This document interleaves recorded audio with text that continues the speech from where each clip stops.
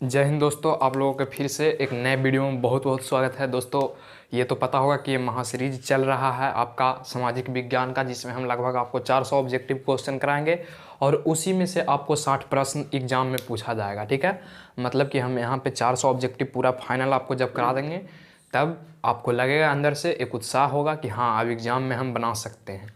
तो यदि आप हमारे चैनल पर नए हो तो चैनल को सब्सक्राइब कर लेना, ताकि जितना भी मेरा नया वीडियो हो वो आप तक आसानी से पहुंच जाए। ठीक है, तो बढ़ते हैं अपने कड़ी की ओर जो हम मतलब चला रहे थे। लगभग कल हम 30 से 32 क्वेश्चन कर चुके थे, 32 क्वेश्चन कर चुके थे। आज क्वेश्चन नंबर 33 से हम स्टार्ट करेंगे और पढ़ेंगे, आसानी से समझेंगे। ठीक है ना, और जो भी बात बोलेंगे मतलब कि उससे मतलब एक्स्ट्रा चीज़ भी कुछ बताएंगे कि किस प्रकार से ऑब्जेक्टिव आपको पूछेगा। तो चलिए वीडियो को स्टार्ट करते हैं और पढ़ते हैं प्रश्न नंबर पहला। दोस्तों प्रश्न नंबर पहला में क्या बोला गया है कि कौन सा संविधान संशोधन अधिनियम के द्वारा, ठीक है, सरकार का तीसरा स्तर बनाया गया। आपको तो पता होगा कि सरकार का 3 स्तर होता है और 3 स्तर में यहाँ पे दोस्तों एक होता है पंचायती। ठीक है, पंचायती राज, आप लोग नाम सुने होंगे, पंचायती राज्य व्यवस्था, है ना। जैसा कि हम लोग के बिहार के गांव में आप लोग देखेंगे कि पंचायती राज्य व्यवस्था जो है लागू है। जो पंचायती राज्य व्यवस्था था भाई जी, उसके बारे में हम थोड़ा सा आपको बता देते हैं। ये गांधी जी के जन्मदिन के दिन यानी 2 अक्टूबर, ठीक है, 2 अक्टूबर 1959 ईस्वी को राजस्थान के नागौर जिला में पहला बार इसको बनाया गया था। ठीक है, राजस्थान के नागौर जिला से क्यों हुआ था, प्रारंभ हुआ था। प्रारंभ करने वाले व्यक्ति कौन थे, पंडित जवाहरलाल नेहरू थे।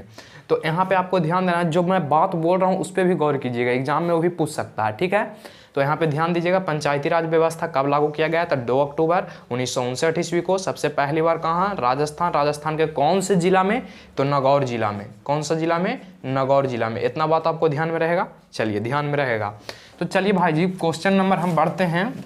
जो 33 है उसको जरा पढ़िए, आप ध्यान से पढ़िए और उसका आप आंसर टिक आउट कीजिए कि क्या इसका आंसर हो सकता है। तो आपके पास ऑप्शन है 71वां संशोधन, 72वां संशोधन, 73वां संशोधन और इनमें से कोई नहीं। तो अभी हम आपको बताएं कहाँ लागू हुआ था, राजस्थान में। कब लागू हुआ था, 1959 ईस्वी में 2 अक्टूबर के। तो याद रखिएगा कि ये जो संविधान संशोधन हुआ था, 73वां संशोधन में कहा गया था कि जो संशोधन करके लाया गया था कि सरकार का तीसरा स्तर भी बनाया जाए, जिसको हम लोग पंचायती राज व्यवस्था बोलते हैं। ठीक है, चलिए बढ़ते हैं नेक्स्ट क्वेश्चन की ओर। कहा गया झारखंड राज्य का गठन कब हुआ, यानी क्वेश्चन नंबर 34 में आपको बोला गया है कि झारखंड राज्य का गठन कब हुआ, यानी किस वर्ष झारखंड राज्य बना था। तो आपको यहाँ पे ऑप्शन है 15 नवंबर 2000 ईस्वी को, 18 अक्टूबर 2000 ईस्वी को और इनमें से कोई नहीं है। ठीक है, आपको 4 ऑप्शन वहाँ दिया हुआ रहेगा। तो बिहार से जो झारखंड तक कब अलग हुआ था, ये क्वेश्चन आपसे, प्रश्न आपसे पूछ रहा है। तो आपको याद रखना है कि बिहार से जो झारखंड अलग हुआ था, कब हुआ था भाई जी, तो 15 नवंबर 2000 ईस्वी को अलग हो गया था। यानी आपका सही आंसर ये हो जाएगा, 15 नवंबर 2000 ईस्वी करेक्ट। चलिए बढ़ते हैं नेक्स्ट क्वेश्चन में। कहा गया भारतीय संविधान के 8वीं, देखिए 8वीं अनुसूची में कितनी भाषाओं का स्थान दिया गया है। जैसे जो संविधान है, ऐसा तो नहीं है कि पूरे भारत में एक ही भाषा बोला जाता है, अलग अलग प्रकार के भाषा बोला जाता है। जैसे तमिल, कर्नाटकी, उड़िया, हिंदी, बहुत सारा बोला जाता है, मगही, भोजपुरी, इस प्रकार से बोला जाता है। तो कहा गया कि भारत का जो एक संविधान है जिसके अनुसार ये देश चलता है, उसमें कितने भाषा का वर्णन किया गया है। तो आपके पास ऑप्शन है 18, बी में है 20, सी में है 22 और डी में है 24। आप लोग हिंदी उंदी के बुक में पढ़े होंगे, ऐसे तो यहाँ भी पढ़ना है, लेकिन हिंदी की किताब में आपको मेनली रूप से मिलता है कि भाषा जो है संविधान में कितना है, 22 का वर्णन किया गया, यानी 22 को भाषा का यहाँ पे जगह दिया गया है। आपका सही आंसर कौन हो जाएगा, तो 22 हो जाएगा। बढ़ते हैं नेक्स्ट क्वेश्चन की ओर। कहा गया बिहार के किस जिले के प्रति व्यक्ति आय सबसे कम है, यानी कि ऐसे भी हम लोग यदि देखें कि प्रति व्यक्ति सबसे कम आय वाला राज्य कौन है, तो बिहार है। सबसे ज़्यादा प्रति व्यक्ति आय वाला राज्य कौन है, तो गोवा है। ये बात तो अब कन्फर्म है, 2 ऑब्जेक्टिव आपका क्लियर है। उसके बाद हम बिहार राज्य के अंतर्गत आए तो हम यहाँ पूछे कि बिहार में भी जिला 38 हुआ है, तो 38 जिला में कौन सा ऐसा जिला है जिसका मतलब प्रति व्यक्ति आय यानी जो इनकम है वो सबसे कम है। तो सबसे कम आपके पास ऑप्शन है पटना, बी में है शिवहर, सी में है गया और डी में से इनमें से कोई नहीं है। तो आपको याद रखना है कि बिहार के, ठीक है, शिवहर जिला के जो प्रति व्यक्ति आय है सबसे कम है। और यदि आपसे यही प्रश्न थोड़ा सा चेंज कर दिया जाए और पूछ दिया जाए कि बिहार के सबसे अधिक आय वाला मतलब जिला कौन है, तो आपका बिहार के सबसे अधिक आय वाला जिला पटना है। इसका जो आय है सबसे अधिक है, ठीक ना, मतलब सब जिला से सबसे अधिक आय वाला ही जिला है, ठीक है। इसका जो आय है सबसे अधिक है, याद रखिएगा। अधिक आय वाला पूछेगा तो पटना, कम आय वाला पूछा तो शिवहर। कहाँ के लिए? बिहार के लिए। चलिए, आशा करते हूँ कि यहाँ तक ये प्रश्न आप समझ गए हैं, तो इसका एक स्क्रीनशॉट कर लीजिए और आसानी से पढ़ते रहिए, दोस्तों में शेयर मारते रहिए ताकि आपको भी समझ में आ जाए और आपको दोस्तों को भी समझ में आ जाए। और मैं जब 400 ऑब्जेक्टिव फाइनल करवा दूंगा तो आपको लगभग नहीं करेगा एग्जाम में कि एक भी नहीं बनेगा, पूरा बन जाएगा भाई जी, ठीक है। तो टेंशन नहीं लेना है, आसानी से पढ़ना है। तो चलिए, इसका एक स्क्रीनशॉट आप फटाक से करिए।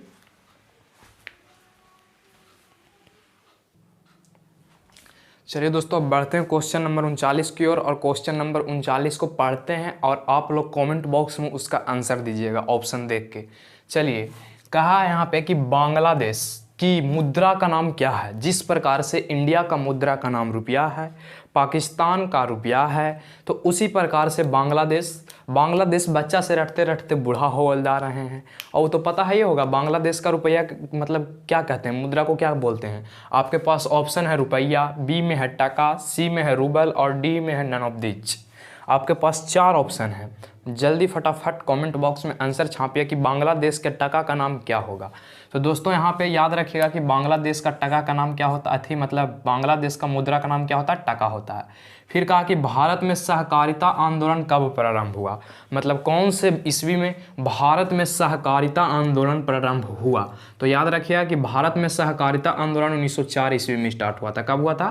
1904 ईस्वी में स्टार्ट हुआ था, यानी शुरू हुआ था। चलिए, क्वेश्चन नंबर नेक्स्ट, भारत में कितने राष्ट्रीयकृत बैंक की संख्या है? मतलब इस भारत देश में जहां हम लोग रह रहे हैं वहां कितना राष्ट्रीयकृत बैंक है? आपके पास ऑप्शन है 12, बी में है 14, सी में है 19 और डी में है 20। फटाफट आप लोग बताइए कि राष्ट्रीयकृत बैंक की संख्या कितनी है। तो आपके पास यहाँ पे आंसर निकल के आएगा सी, यानी कि 19। राष्ट्रीयकृत बैंक की संख्या कितनी है? 19 है। चलिए, कहा गया है नेक्स्ट क्वेश्चन में कि मानव की न्यूनतम आवश्यकता क्या क्या है। कोई भी आदमी है उसका न्यूनतम आवश्यकता क्या होता है कि हमारे पास अच्छा खाना रहे, अच्छा कपड़ा रहे, अच्छा मकान रहे। यही तो सिंपल सोचता है, बाद में देखता है गाड़ी घर परिवार। मतलब एक सिंपल आदमी क्या सोचता है? तो ये सोचता है कि हमको पास रोटी हो, कपड़ा हो, मकान हो। यानी इसका सही आंसर क्या होगा? 42 के ए होगा, रोटी कपड़ा मकान। बढ़ते हैं क्वेश्चन नंबर 43 की ओर। कहा इनमें कौन पूर्णतः सरकारी सेवा है, मतलब कौन सा ऐसा सेवा है जो पूर्णतः सरकारी है। ठीक है, आपके पास ऑप्शन है स्वास्थ्य सेवा, बी में है सैन्य सेवा और डी में है वायुयान सेवा। ठीक है, मतलब यहाँ पे सेवा होगा, से खाली लिखा गया है। तो आपको यहाँ पे जरा सोचना चाहिए कि स्वास्थ्य सेवा जो होता है वो प्राइवेट भी होता है, सरकारी भी होता है। जो सरकार के द्वारा भी चलाया जाता है और कोई निजी व्यक्ति के द्वारा भी चलाया जाता है स्वास्थ्य सेवा। उसके बाद हम थोड़ा वायुयान सेवा, तो वायुयान भी मतलब कोई कंपनी के रहता है कि नहीं है, कुछ कुछ सरकार के भी रहता है, तो ये दोनों मिलकर चलाता है। लेकिन सैन्य सेवा एक ऐसा सेवा है जो सिर्फ सरकार ही चलाती है, इसको में कोई दूसरा आदमी नहीं इंटरफेयर कर सकता है। यानी सैन्य सेवा जो है पूर्णतः सरकारी सेवा है। तो ये आपको याद रखना है, एग्जाम के दृष्टिकोण से भी है, आपको पूछ दिया जाएगा कि पूर्णतः सरकारी सेवा कौन है, तो सैन्य सेवा है। उसके बाद नेक्स्ट क्वेश्चन में बढ़ते हैं। कहा किस देश की सीमा बिहार से जुड़ती है? जहाँ हम लोग रह रहे हैं जिस राज्य में, उस राज्य का सीमा किस राज्य मतलब किस देश से जुड़ती है? आपके पास ऑप्शन है नेपाल, बी में भूटान, सी में दिल्ली, इनमें से कोई नहीं। आपको पता होगा कि हमारा पड़ोसी में कौन है? नेपाल है, जहां हम लोग अक्सर टहलने जाते हैं। यानी कि यहाँ पे क्या होगा? ए हो जाएगा, नेपाल इसका सही उत्तर हो जाएगा। तो आशा करते हैं दोस्तों कि यहाँ तक आप समझ गए होंगे। बढ़ते हैं नेक्स्ट क्वेश्चन में, इसका एक आप लोग एक स्क्रीनशॉट करिए। चलिए दोस्तों, बढ़ते हैं क्वेश्चन नंबर नेक्स्ट में और क्वेश्चन नंबर नेक्स्ट को देखते हैं और पढ़ेंगे। आप लोग आंसर कमेंट बॉक्स में दीजिएगा। देखिए, जितना आप अपने से आंसर दीजिएगा उतने ठीक रहेगा, ठीक है ना। मतलब कि कितना आप पढ़ें वो पता चलेगा। ससुरा कितना देख रहा है, क्या मुन कैसे ऐसे देखे से काम नहीं चलेगा। आंसर टिक आउट करो, ठीक है ना, तब पता चलेगा कि कितना पढ़ रहे हो। चलो देखो, यहाँ पे कहा गया है कि निम्नलिखित में कौन नई आर्थिक नीति का अंग नहीं है। सबसे पहला यहाँ से 2 ऑब्जेक्टिव पूछेगा। नई आर्थिक नीति कब लागू हुआ? तो 1921 ईस्वी में लागू हुआ। नई आर्थिक नीति यहाँ पे ध्यान दीजिएगा कहा गया क्वेश्चन की निम्नलिखित में कौन नई आर्थिक नीति का अंग नहीं है। तो आपके पास ऑप्शन क्या दिया गया है, उदारीकरण, निजीकरण, वैश्वीकरण और राष्ट्रीयकरण। तो हम एक ऑब्जेक्टिव आपको क्या समझाएं कि नई आर्थिक नीति कब अपनाई गई भाई जी, तो 1921 ईस्वी में अपनाई गई, इसको याद रखिएगा। और यहाँ पे आपको चुनना है कि कौन नई आर्थिक नीति का अंग नहीं है। तो याद रखिएगा कि नई आर्थिक नीति का अंग नहीं है कौन, तो राष्ट्रीयकरण। राष्ट्रीयकरण जो है नई आर्थिक नीति का अंग नहीं है। नई आर्थिक नीति का अंग मात्र 3 है, जो क्या है, निजीकरण, वैश्वीकरण और क्या था भाई जी, एक उदारीकरण। ठीक है, 3 गो था, उदारीकरण, निजीकरण, वैश्वीकरण, ये तीनों अंग है, लेकिन राष्ट्रीयकरण अंग नहीं है। बढ़िए, नेक्स्ट क्वेश्चन ने कहा कि भारत में करेंसी नोट जारी कौन करता है। आपको एक बात यहाँ पे भी ध्यान रखना है कि देखिए जितना भी नोट जारी होगा 1 रुपया से बड़ा, 1 रुपया के छोड़ के 1 रुपया के जो जारी करता है कौन करता है, वित्त विभाग करता है। 1 रुपया से जितना बड़ा नोट होगा, ठीक है ना, उस सब जारी करेगा कौन, तो आरबीआई करता है। कौन करता है भाई जी, तो आरबीआई करता है। और एक ऑब्जेक्टिव यहाँ से और ध्यान रखिएगा कि सबसे पहला एटीएम कार्ड जारी करने वाला बैंक कौन था, एसबीआई था। ठीक है, सबसे पहला एटीएम कार्ड मतलब एटीएम मशीन जारी करने वाला बैंक कौन था, तो एसबीआई था। नोट करेंसी बनाने वाला बैंक कौन है, तो आरबीआई है। 1 रुपया का मतलब सिक्का नोट बनाने वाला तो वित्त विभाग है। वित्त विभाग जो करता है, फाइनेंशियल ऐसे करके कुछ बोलते हैं उसको। तो चलिए देखिए नेक्स्ट में बढ़ेंगे। तो कहा कि किसने मुद्रा हुआ है जो मुद्रा का कार्य करता है, मतलब कौन से ऐसे मतलब अर्थशास्त्री थे जो बोले कि मुद्रा हुआ है जो मुद्रा का कार्य करता है। आपके पास ऑप्शन है बिस्मार्क, बी में हॉटले, सी में नैप और डी में इनमें से कोई नहीं। तो आपको याद रखना है कि मुद्रा हुआ है जो मुद्रा का कार्य करता है, वो कौन थे, हॉटले थे। याद रखना है इसको भी आपको सही तरीका से। बढ़िए, नेक्स्ट क्वेश्चन ने कहा गया कि भारत की अर्थव्यवस्था कैसी है।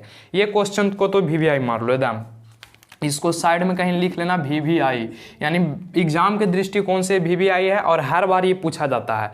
आपके पास ऑप्शन क्या क्या है, समाजवादी, मिश्रितवादी, पूंजीवादी। हम जानते हैं कि अर्थव्यवस्था के 3 प्रकार होता है, पहला समाजवादी, मिश्रितवादी और पूंजीवादी। तो हम लोगों को देश में कैसा पाया जाता है भाई जी, मिश्रितवादी पाया जाता है, यानी मिश्रित पाया जाता है। ठीक है ना। पूंजीवादी कहाँ पाया जाता है, अमेरिका में पाया जाता है। समाजवादी कहाँ पाया जाता है, रूस में पाया जाता है। तो आपको ये भी याद रखना है कुछ कुछ। चलिए, कहा गया कि विकासशील देशों में कार्यशील जनसंख्या अधिकांशतः संलग्न होती है। क्या क्वेश्चन बोला, फिर से समझते हैं। कहा विकासशील देशों में कार्यशील जनसंख्या अधिकांश संलग्न होती है। मतलब देश 2 प्रकार के होते हैं, आपको तो पता होगा, एक विकसित, एक विकासशील। विकसित देश वह होता है जहां सबसे ज़्यादा जो लोग होता है सेवा क्षेत्र और उद्योग क्षेत्र में लगा हुआ रहता है। और मतलब जो विकासशील देश होता है वो सबसे ज़्यादा कृषि पे डिपेंडेंट रहता है, यानी डैट मीन्स वो कृषि कार्य से जुड़ा हुआ रहेगा। तो आपके पास यहाँ पे वही बात बोल रहा है कि विकासशील, यानी कि विकासशील ऐसा देश कौन है, तो भारत है। यहाँ के सबसे ज़्यादा जनसंख्या किस कार्य से जुड़ा हुआ है, आपके पास ऑप्शन है कृषि क्षेत्र, सेवा क्षेत्र, उद्योग क्षेत्र। अभी हम बताएं कि सेवा उद्योग में जो सबसे ज़्यादा जुड़ा रहेगा, और अब विकसित बोलेंगे, आज जो सबसे जुड़ा रहेगा कृषि क्षेत्र से, उसको याद रखना है कि विकासशील देश होगा। यानी विकासशील देश की अधिकतम जनसंख्या किससे होती है, कृषि कार्य से जुड़ी हुई होती है। तो यहाँ तक हम आशा करते होंगे कि आप समझ गए होंगे। तो बढ़ते हैं हम आगे, इसको आप लोग एक स्क्रीनशॉट कर लीजिए।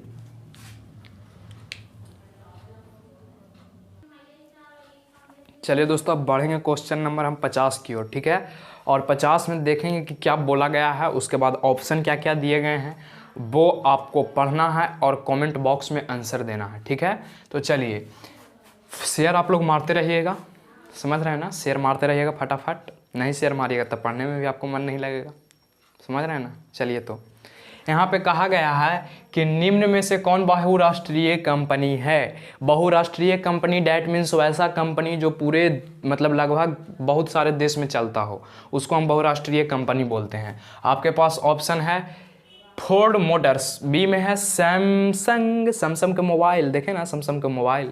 उसके बाद कोका कोला, एक गाना बहुत फेमस हुआ था बीच में, ए राजा जाई बाजारे ले आई कोका कोला, था कोका कोला। और ऑप्शन डी में है आपको सभी। तो आपके पास इतना ऑप्शन है। ठीक है, तो कौन हो सकता है इनमें बहुराष्ट्रीय कंपनी, वो आपको देखना है। तो देखिए भाई जी, बहुराष्ट्रीय कंपनी ये तीनों है। कौन कौन, Ford Motors, Samsung, Coca Cola, है ना। कोका कोला भी सभी होगा, यानी कि सभी बहुराष्ट्रीय कंपनी है। नेक्स्ट, तारापुर परमाणु विद्युत केंद्र कहाँ स्थित है? कौन सा राज्य में तारापुर परमाणु विद्युत केंद्र स्थित है, यानी कि है? आपके पास ऑप्शन है गुजरात, महाराष्ट्र, दिल्ली, इनमें से कोई नहीं। तो आपको याद रखना है कि महाराष्ट्र में स्थित है तारापुर परमाणु विद्युत केंद्र। ठीक है। नेक्स्ट क्वेश्चन, कहा गया कि निम्न में कौन खरीफ फसल है, यानी खरीफ फसल के कौन उदाहरण है? आपके पास ऑप्शन है गेहूं, धान, दलहन, तेलहन, 4 ऑप्शन है। तो आप जानते हैं खरीफ फसल वैसा फसल होता है जो लगभग शायद बारिश के मौसम में उगाया जाता है कि नहीं? यानी जून और सितंबर के महीने में उगाया जाता है। तो वैसा कौन है? गेहूं तो होगा नहीं, गेहूं रबी होगा, दलहन भी रबी होगा, तेलहन भी रबी होगा, यानी ठंडा के महीना में उगाया जाता है। ठीक है ना? तो यहाँ पे कौन हो जाएगा भाई जी? धान जो है एक प्रकार का खरीफ फसल है। नेक्स्ट क्वेश्चन में बढ़ेंगे, कहा गया भारत में कोयला का सर्व प्रमुख उत्पादक राज्य कौन है? यानी कौन सा ऐसा राज्य है जो कोयला का सबसे ज़्यादा उत्पादन करता है? आपके पास ऑप्शन है उड़ीसा, बी में है दिल्ली, सी में है झारखंड और डी में है क्या? आगरा। तो आपको याद रखना है कि कोयला का जो सबसे प्रमुख उत्पादक राज्य है, आप लोग देखते ही आंसर मार दिए होंगे, क्या? झारखंड, है कि नहीं? झारखंड एक ऐसा राज्य है जो कोयला का सर्व प्रमुख उत्पादक राज्य है। उसके बाद नेक्स्ट क्वेश्चन में कहा गया कि भारत में सर्व प्रमुख चावल का उत्पादक राज्य है, यानी सबसे ज़्यादा चावल उत्पादन करने वाला राज्य कौन है? आपके पास ऑप्शन है पश्चिम बंगाल, बिहार, दिल्ली, मुंबई। आपके पास 4 ऑप्शन है। तो याद रखिएगा कि पश्चिम बंगाल है जो सबसे ज़्यादा चावल का खेती करता है, इसीलिए इसे धान का कटोरा के नाम से जाना जाता है। ठीक है, तो इतना बात आपको याद रहेगा। तो बस आज के लिए बस इतना ही, मिलते हैं कल फिर से इसी टाइम में। और इसका एक स्क्रीनशॉट आप लोग कर लीजिए, फटाफट लाइक मारिएगा, शेयर कर दीजिएगा अपने दोस्तों को बीच में। थैंक यू, धन्यवाद।